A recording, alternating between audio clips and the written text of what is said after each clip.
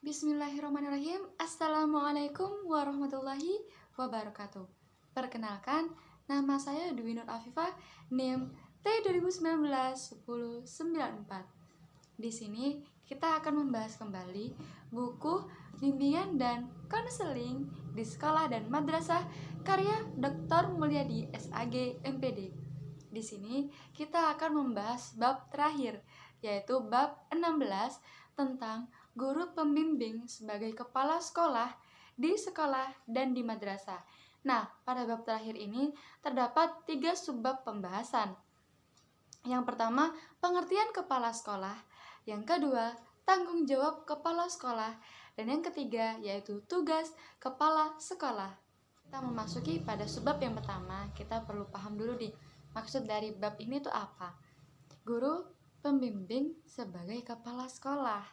Nah, maksudnya di sini adalah guru pembimbing, kemudian guru yang lainnya itu memiliki kesempatan yang sama dan memiliki kepercayaan untuk menjabat menjadi kepala sekolah. Nah, namun kepala sekolah ini merupakan tugas tambahan dari bimbingan dan konseling selain tugas pokoknya tersebut.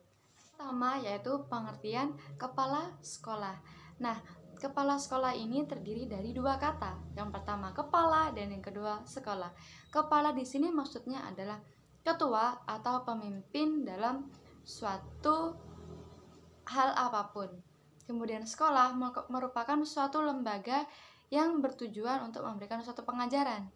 Jadi intinya kepala sekolah ini adalah ketua atau pemimpin dari suatu lembaga yang bertugas dalam melaksanakan suatu pembelajaran.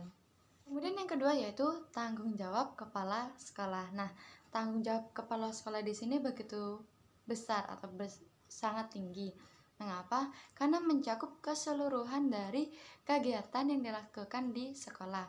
Entah itu dari perencanaan program, kemudian pengawasan program kerja dari sekolah tersebut. Selain itu juga pengawasan, kemudian melihat perkembangan di sekolah tersebut, entah itu dari gurunya, siswa, staf, dan lain-lain.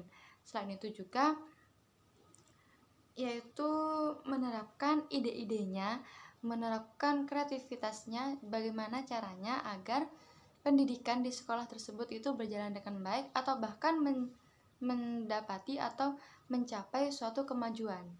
Kemudian tugas dari kepala sekolah. Yang pertama yaitu perencanaan. Perencanaan yang bagaimana? Nah, perencanaan di sini adalah seorang kepala sekolah harus memiliki tujuan yang jelas. Mau digimanakan sekolah tersebut, mau dibawa kemana sekolah tersebut, maju atau tidaknya suatu sekolah atau pendidikan itu tergantung kepada pemimpinnya. Nah, oleh karena itu, pemimpin harus memiliki tujuan yang jelas. Nah, jika seorang pemimpin sudah memiliki tujuan yang jelas, maka dibuatlah suatu perencanaan, di mana perencanaan tersebut merupakan alur atau step by step untuk mencapai tujuan yang sudah ia miliki. Nah, perencanaan di sini yaitu suatu awalan atau langkahan ataupun step atau bisa dibilang seperti target ataupun langkah-langkah yang akan dia lakukan ke depannya selama dia memimpin atau menjabat sebagai kepala sekolah, yaitu ruang lingkup dan langkah-langkah perencanaan.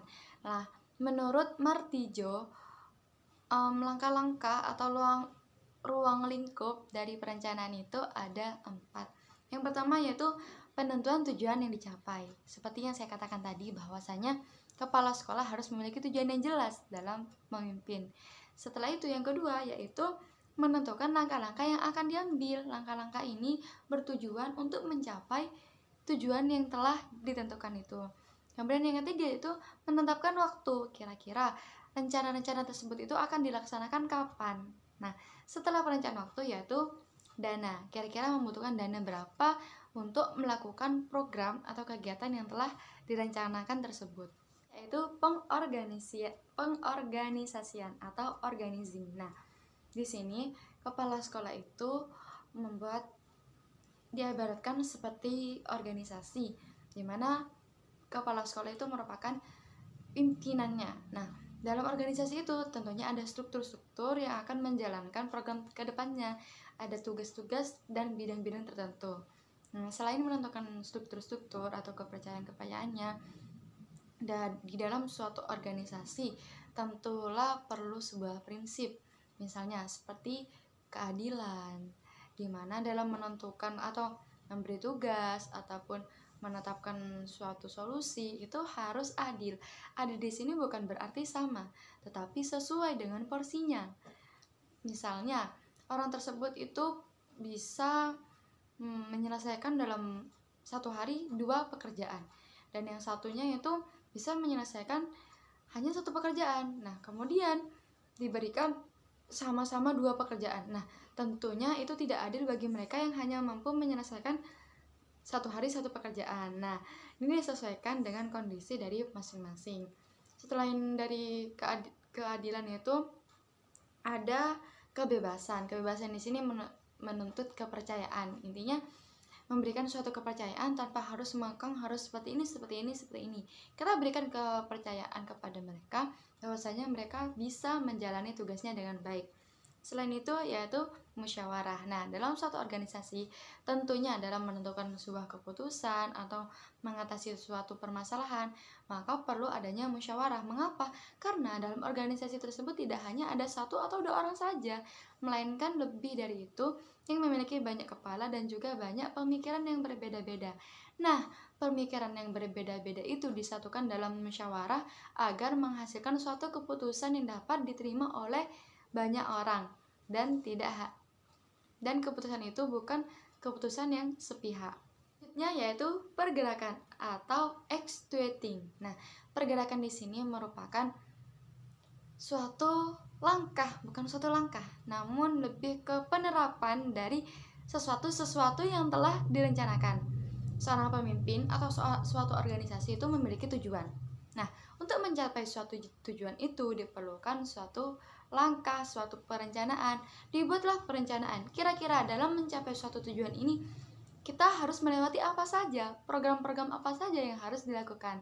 Nah, setelah melakukan perencanaan, barulah kita melakukan sebuah action atau langkah, yaitu mewujudkan program-program yang telah direncanakan dengan tujuan mencapai tujuan yang telah ditentukan. Nah, dalam action atau langkah ini banyak sekali hal-hal yang harus diperhatikan. Misalnya, dalam melakukan suatu action, kita harus memperhatikan tugas kita, melaksanakan tugas kita sebaik mungkin. Setelah kita diberikan kepercayaan, entah itu apapun kepercayaannya, maka tentunya seseorang yang telah diberi kepercayaan itu melakukannya dengan sebaik mungkin. Namun ini tidak hanya berlaku bagi anggota-anggota saja, namun juga kepala sekolah, karena kepala sekolah juga memiliki rencana, juga memiliki wewenang, juga memiliki tugas yang harus dilakukan. Nah, dalam melakukan atau pelaksanaan pada action ini diharapkan melakukan versi terbaik masing-masing, entah itu dari anggota, entah itu dari ketua, dan lain-lain, sehingga diharapkan tujuan dari kepemimpinan itu sendiri, kemudian tujuan dari organisasi itu sendiri dapat tercapai dengan baik dengan adanya organisasi yang baik pula, dan juga ditunjangi dengan pemimpin yang baik, sehingga tujuan awal atau tujuan yang menjadi kesepakatan bersama dapat tercapai dan terlaksana dengan baik. Itulah pembahasan bab terakhir, yaitu bab 16 tentang guru pembimbing sebagai kepala sekolah di sekolah dan di madrasah. Semoga buku ini, Bimbingan dan Konseling di Sekolah dan Madrasah karya Dr. Mulyadi SAG MPD, bisa bermanfaat untuk kita semua, khususnya bagi kalian-kalian calon guru ataupun calon guru pembimbing. Bagi saya pribadi, buku ini sangat bermanfaat dan banyak sekali pembahasan atau ilmu-ilmu yang dapat kita serap. Karena pesan saya, jangan pernah tidak menyukai membaca buku, karena budaya literasi itu penting bagi kita, apalagi generasi muda, sebagai bekal kita untuk terjun di masyarakat. Semoga semua hal yang telah saya sampaikan dari buku ini, dari referensi buku ini, bisa bermanfaat untuk kita semua, lebih-lebih kepada kalian yang sesuai dengan jurusannya. Saya mohon maaf apabila ada salah perkataan ataupun tindakan saya atau sikap saya selama saya mempresentasikan itu kurang baik. Saya mohon maaf sebesar-besarnya, karena saya menyadari saya adalah manusia yang penuh dengan salah. Terima kasih, saya akhiri. Wassalamualaikum warahmatullahi wabarakatuh.